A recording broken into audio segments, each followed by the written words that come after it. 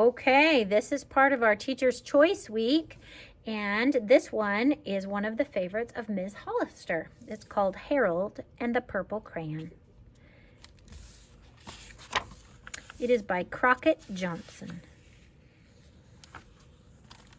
One evening, after thinking it over for some time, Harold decided to go for a walk in the moonlight. Harold looks a little bit little to be walking in the moonlight. There wasn't any moon, and Harold needed a moon for a walk in the moonlight. So what's he doing? And he needed something to walk on. So he's made a whole kind of sidewalk, huh? He made a long straight path. Oh, it's going this way. He made a long straight path so he wouldn't get lost. And he set off on his walk, taking his big purple crayon with him. But he didn't seem to be getting anywhere on the long straight path. So he left the path for a shortcut across a field, and the moon went with him. The shortcut led right to where Harold thought a forest should be. He didn't want to get lost in the woods, so he made a very small forest with just one tree in it. It turned out to be an apple tree. The apples would be very tasty, Harold thought, when they got red. So he put a frightening dragon under the tree to guard the apples. It was a terribly frightening dragon. Look at those teeth. He's a pretty good artist for a little guy, huh? It even frightened Harold, and he backed away. His hand, holding the purple crayon, shook. Do you think he's drawing this all on a wall? I think his parents might not be happy.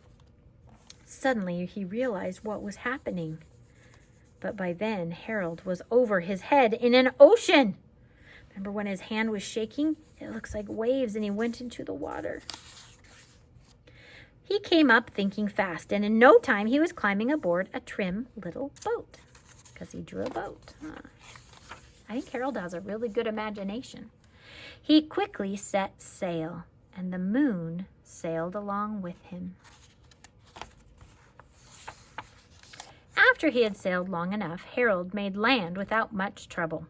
He stepped ashore on the beach, wondering where he was. He even drew an anchor, didn't he? The sandy beach reminded Harold of picnics, and the thought of picnics made him hungry. So he laid out a nice, simple picnic lunch. There was nothing but pie, but there were all 9 kinds of pie that Harold liked best. That'd be a pretty good picnic. When Harold finished his picnic, there was quite a lot left. He just ate a piece out of every single one, huh? He hated to see so much delicious pie go to waste. What do you think he's drawing there? So Harold left a very hungry moose and a deserving porcupine to finish it up. That's a pretty good moose. And off he went, looking for a hill to climb to see where he was.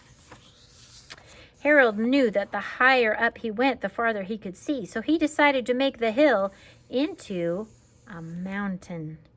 If he went high enough, he thought, he could see the window of his bedroom. He was tired, and he felt he ought to be getting to bed. He hoped he could see his bedroom window from the top of the mountain, which is even higher than that moon, huh?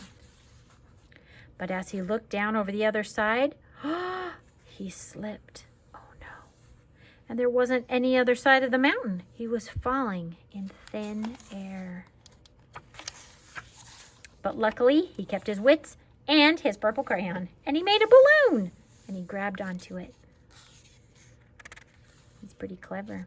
And he made a basket under the balloon, big enough to stand in. He had a fine view from the balloon, but he couldn't see his window. He couldn't even see a house. So he made a house with windows, and he landed the balloon on the grass in the front yard. None of the windows was his window. He tried to think where his window ought to be. He made some more windows. He made a big building full of windows. He made lots of buildings full of windows. He made a whole city full of windows. But none of the windows was his window. See where the moon is behind? He couldn't think where it might be. He decided to ask a policeman.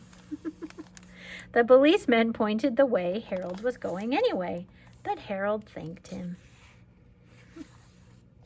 And he walked along with the moon, wishing he was in his room and in his bed. Then suddenly Harold remembered. He remembered where his bedroom window was when there was a moon. It was always right around the moon. And then Harold made his bed. He got in it and drew up the covers. He literally is drawing them up. The purple crayon dropped on the floor, and Harold dropped off to sleep. So what do you think of Harold and the purple crayon? Do you think maybe he's got quite the imagination to have all those adventures with a purple crayon? And I hope it wasn't the white walls of his house, or he might get into a lot of trouble. Well, thank you, Miss Hollister, for that recommendation, and we hope you enjoyed Harold and the Purple Crayon.